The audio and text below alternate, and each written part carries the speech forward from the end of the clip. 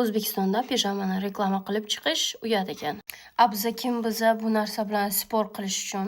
Shu uchun bugungi raspakovkamiz pijama. Qaranglar qanaqa chiroyli, bu narsani kiyib ko'rsatmasam uvol biladi. Sizlarga sразу akkauntlarni ko'rsataman, потому что hammaga интересно bo'ladi. Bu Instagramda, если что. Bu akkauntda sizlar juda ham ko'p разнообразный pijamalar topishlaringiz mumkin. Qaranglar qanaqa chiroyli. Просто это, я не знаю, man zakaz qilgan pijamacha. Man hozir kiyib ko'rsataman. Buni qaranglar qanaqa asal. Просто следующий раз mana shunaqa zakaz qilaman.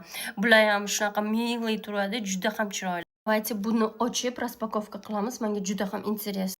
Qaranglar qanaqa akkuratna upakovkasi ochiladi. Bu yerda veshelkasi ham bor. Bu plyus. Komplektida remenchasi, shunaqa ustidan kiyadigan xalatchasi va ishtonchasi.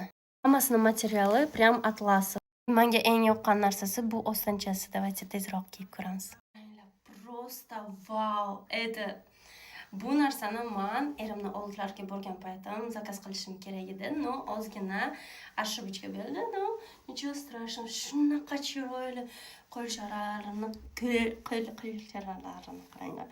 O'zbekский язык покинул чат, но nичего страшного, qaranglar. Qanaqa chiroyli, просто. Buni uchuklab kiysa вообще просто ata.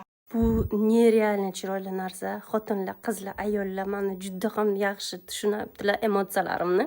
Chunki это такая милота, это так красиво. Просто ojonaman aytyaptilar. Bu nima ko'chaga kiyadigan narsami или uyga kiyiladiganmi? Просто vau. Hammalaringizga profillarni qo'ydim. Kiringlar. Просто эмоции просто зашкаливают.